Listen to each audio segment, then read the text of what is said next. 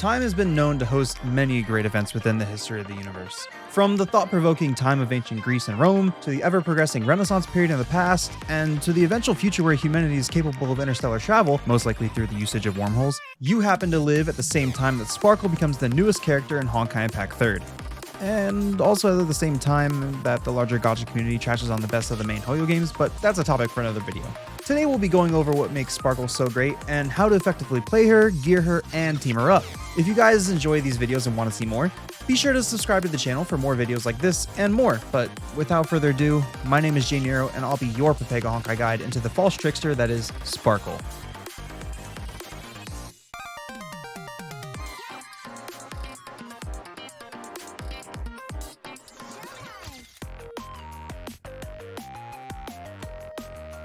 Have you ever wondered why they say not to stick your thing in crazy? Well, unfortunately for Star Rail players, Honkai has multiple crazies, and Sparkle is just the latest one. I'm sticking it in all day, every day, boys! In typical Part 2 fashion, Sparkle shakes things up in a pretty interesting way.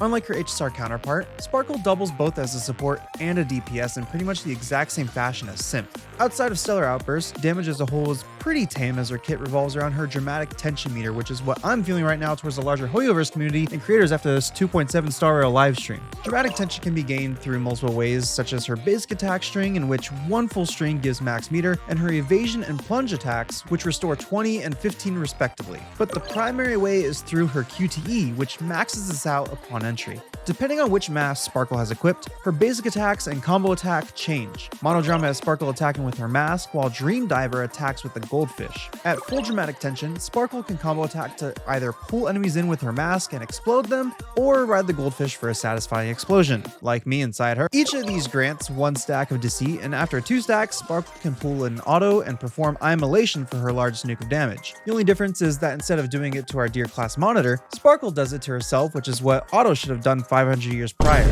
The damage doesn't end here, as with every Alstering character, the most damage lies within Stellar Outburst. In Stellar Outburst, Sparkle gains 6 quantum mech energy, which she uses for her basic attacks, consuming them in the order of 1, 2, 2, 1, in which each attack can trigger resonance for the amount of quantum mech energy consumed. During this, Sparkle leaves her Dreamfish on the field, which consumes any domain resonance marks created by teammates to trigger the resonance 3 times for each mark consumed, not counting towards the 18 trigger limit of it.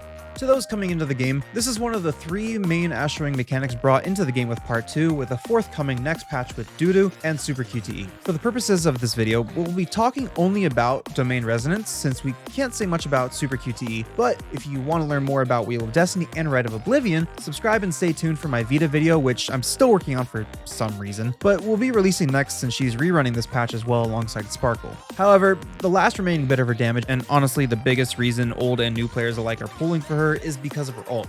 After using her ult, you'll come to a screen that most players are very familiar with. You may think that because of the screen, Sparkle functions just like in Star Rail, but you couldn't be more wrong if you weren't already swayed by the rest of her kit. Sparkle can choose one of 2 actions on the screen. The first continues the DPS Sparkle agenda, where she selects herself and sets off a doll explosion just like in Pentacone 2.3's main story to deal massive fire damage, reduce her ultimate cooldown by 10 seconds, and trigger Quantum Collapse once. New players, this removes a singular layer of Quantum Shield, which causes them to take more damage once all Quantum Shields are removed and a full collapse is triggered as a result. If you select a teammate, Sparkle basically gets her entire HSR kit from this singular action, minus the crit damage part since critting only exists for physical Valks here in Honkai. Ulting a teammate immediately brings them in via QTE, reduces their ultimate cooldown by 5 seconds, and the next ultimate within 15 seconds afterwards inflicts an additional Quantum Collapse and 12 Ignite Trauma, meaning if used on a Quantum Valkyrie, they get double collapse basically. There's more to this that's exclusive to Part 1 comps, but we'll save that for the team section later on. The biggest part, however, is that the switched in teammate also gains 30 SP immediately, gains Ignore Interrupt for 15 seconds, and their next ultimate has a 6-second cooldown reduction. If they deal fire damage as well, that SP cost also gets slashed in half. Well, with the Yapfest done, let's move on to her equipment.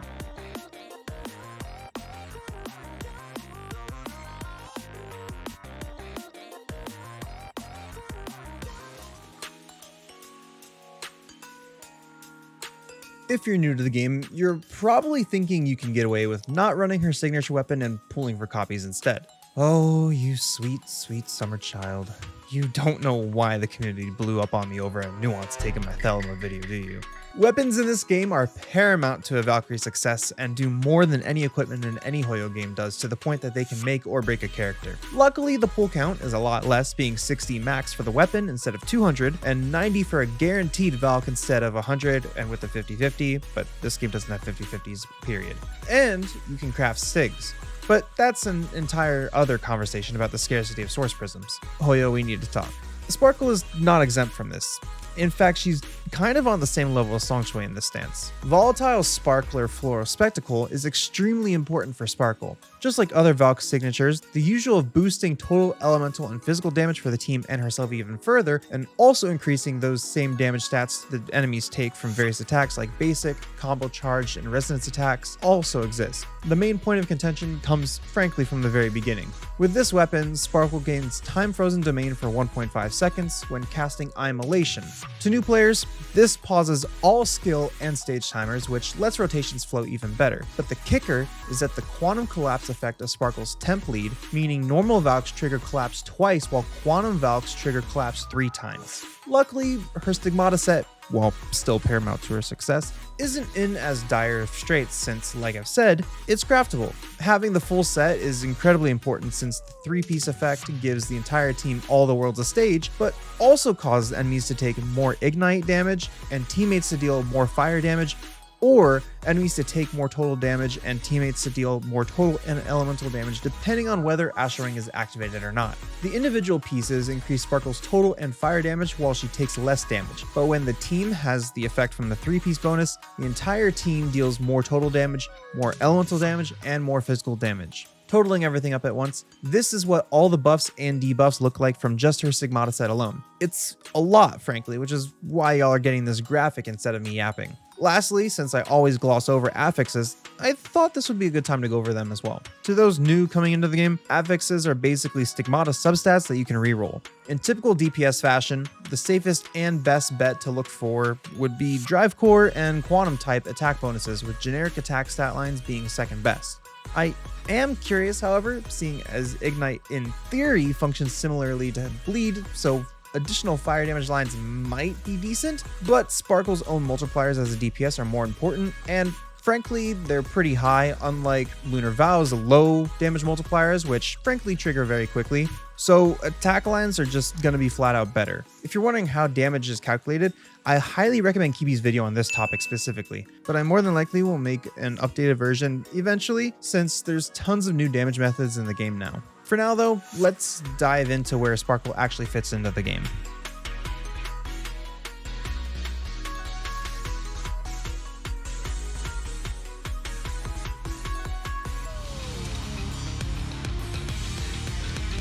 With Part 2 came the Astral Ring system, which was reminiscent of the Moon Ring system from APHO and APHO2. To everyone's surprise, the game became a mix and match game of whichever comp suited your fancy, with no clear winner in a specific team comp outside of High Red Lotus and Nirvana. Apart from a few outliers, for Sparkle, this remains true as well. Her best teammates by far are Vita and Hofi due to how quickly they can trigger resonance attacks during Stellar Outburst, but frankly most of the Part 2 cast can work together. The free-to-play options of Helia and Coralie can work as well, but they are pretty slow, and in all honesty, for the most part, only really work with Senna in a smooth rotation.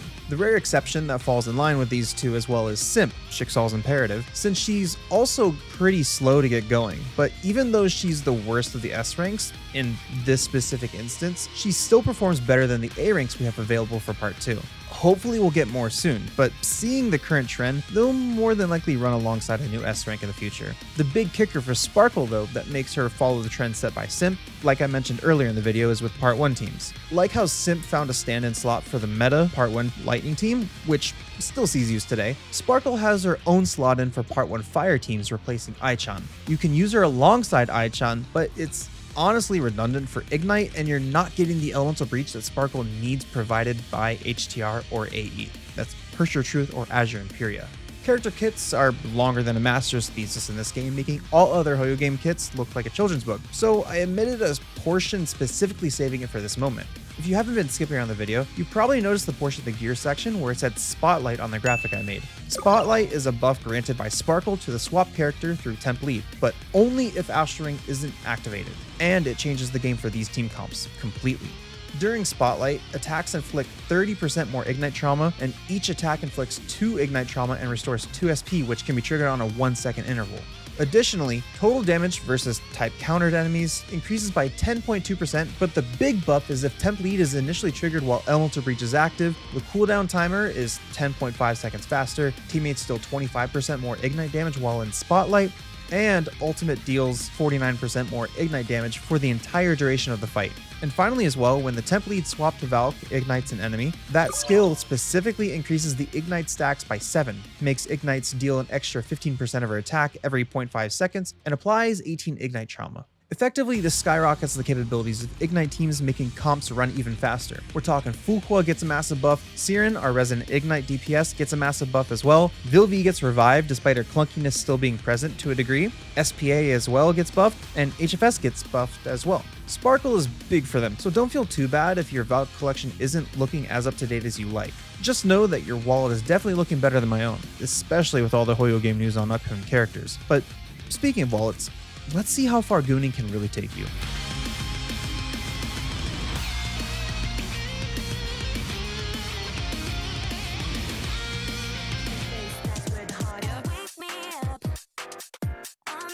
Chances are there's going to be a lot of players finally tuning into Honkai for peak Hoyoverse, and especially a lot of people wanting to go all in for this psychotic gremlin to match their own lifestyles. So let's talk about what dupe copies will get you.